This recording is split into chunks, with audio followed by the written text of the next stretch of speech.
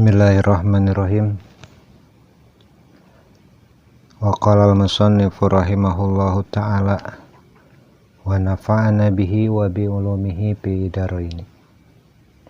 Wa ruya sareng tina sapalihna riwayat mah anna Daud alaihi salam saestuna Kangjeng Nabi Daud alaihi salam tamanna ngarep-ngarep Nabi Daud yauman dina hiji dinten minal ayami tina pirang-pirang dinten manzilata abaihi kana pangkat ramana Nabi Daud Ibrahim tegas nama Nabi Ibrahim wa Ishaq sareng Ishaq wa Yakub sareng Yakub. Jadi ngarepkeun Nabi Daud hoyong kenging ujian seperti ujian Allah kan Nabi Ibrahim, Ishak, Yakub sehingga aranjeunna pangkat derajatna luhur di sisi Allah. Wasala sareng nyuhunkeun saha alaihi salam Nabi Daud alaihi salam robahu ka pangeranan Nabi Daud ayam tahanahu supados nguji Allah ka Nabi Daud kama imtanahum seperti nguji na Allah ka Nabi Ibrahim ka Nabi Yakub sareng ka Nabi Ishak.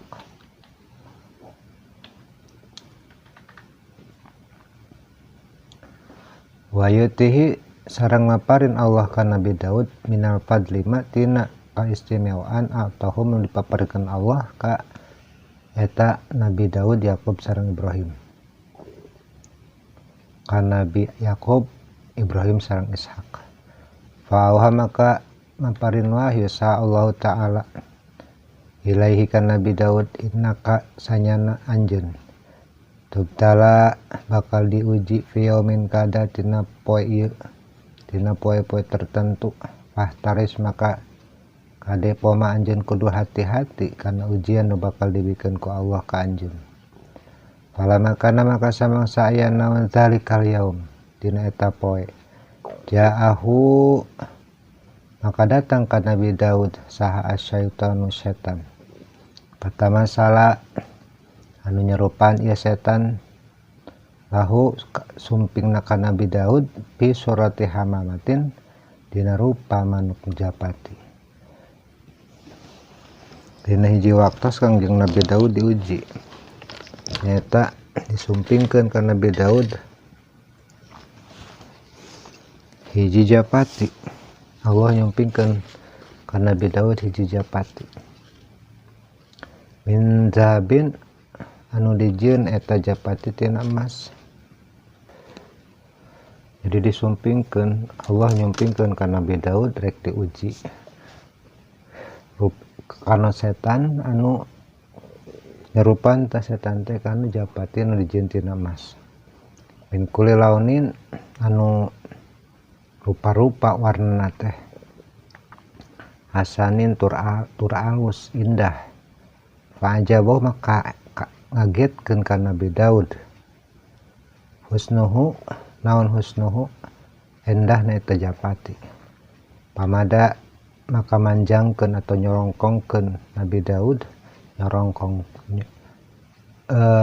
nyongkrongkeun atau manjangkeun Nabi Daud dia dahu kanu pananganna maksudna mah liyahuzaha bade newak eta Nabi Daud ka japati waruyaha sareng bakal nembongkeun ningalikeun kana eta japati Bani Israel ka Bani Israel liang zuru supaya ta Bani Israel ningali ila kudratillahi kana agung atau kawasan Allah Subhanahu wa ta'ala. Fatorat maka hiber tajan katewak hiber itu japati kueri baidin bari hiberna teh teu jauh.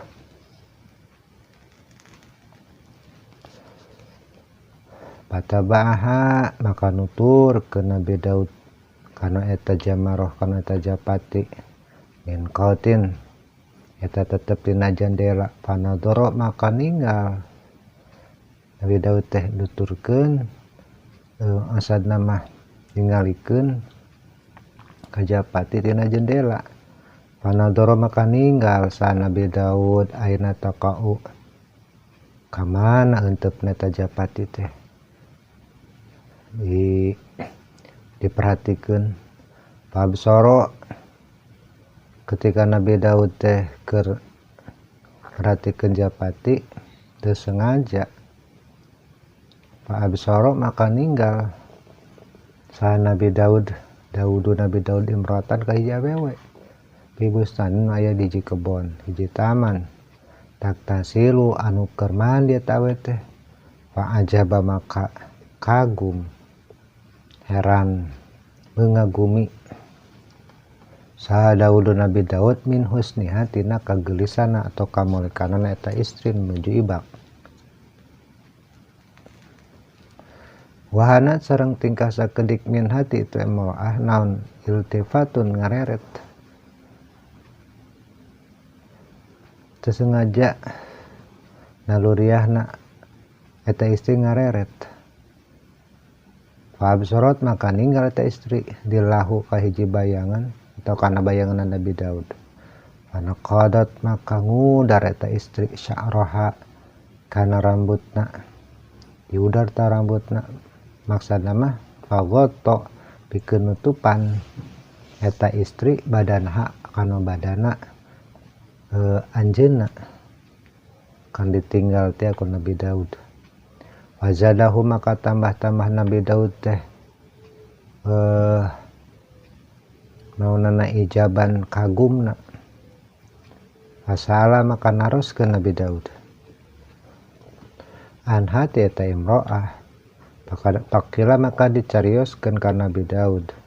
Dikabarkeun tah ka Nabi Daud anasana eta imro'ah teh eta imro'atu Auria istrina Auria. Watolaba maka nyuhunkeun singkat cerita nama Nabi Daud teh nyumpingan acarogena imro'ah terus nyungkeun min huti Auria teh dicarogen eta istri tadi naon nyungkeun teh aya talaqoha supaya eta Auria nyeraikeun ka istrina lihat jauh aja karena aya maksud Kangjeng Nabi Daud bade nganikah eta istri. Walidzalika maka kalakuan nyungkeun istri ka hiji pameget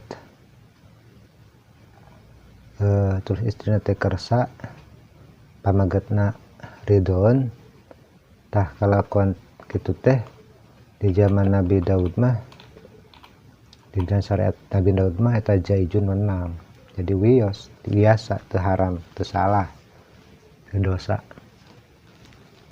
bin ghairi nakirin bari henteu ingkar teu dosa ila angin ana Daud alaihi salam saestuna Kangjeng Nabi Daud alaihi salam teh di atmi manzilati kumargi anjeunna teh darajatna luhur agung wartifai martabatihi sareng martabatna tinggi wa alu wasani sareng luhurna akhlak Kangjeng Nabi Daud layam bagi kalakuan kitu teh teu pantes lahu ka Nabi Daud ayas ala nyungkeun Nabi Daud ujulan ka hiji pameget ka istrina teh nu gede istri teh laisa anu teu boga nanaon lahu ka eta rajul hila imraatun angin boga teh boga hiji-hijina awewe waidatin sahiji ayan zala karena maksud Nabi Daud rek menta kata Auria supaya nyerahkeun ka istrina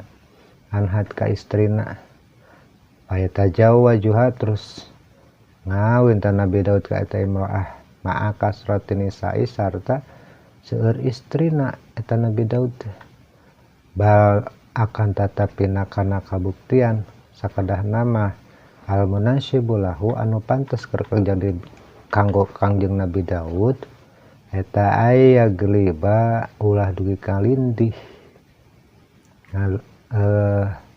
kedah ngendalikeun Nabi Daud hawahu kan hawa nafsuna supaya urang nikah urang maksa nikah walaupun diwenangkeun waya sabiro sareng Nabi Daud kedah sabar alama kana perkara tuhina anu nyoba Allah ka Nabi Daud bihi ku eta godaan.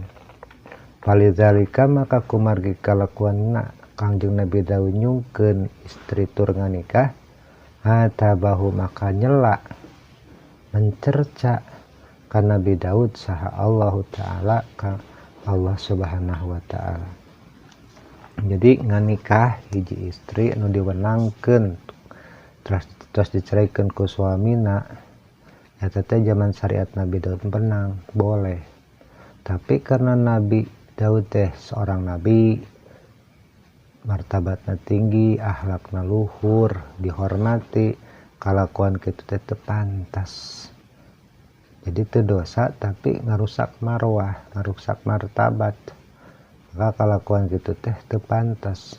Kumargi teu pantas ka seorang nabi, maka Allah ngawaweleh, Allah mencerca kalakuan Kangjeng Nabi Daud. Wallahu alam bimuradi, mudah-mudahan manfaat kanggo urang sadayana. Hapunten bila aya awasan nu lepat, mudah-mudahan sing jadi kasayan kanggo urang sadayana. Amin ya Allah ya rabbal alamin.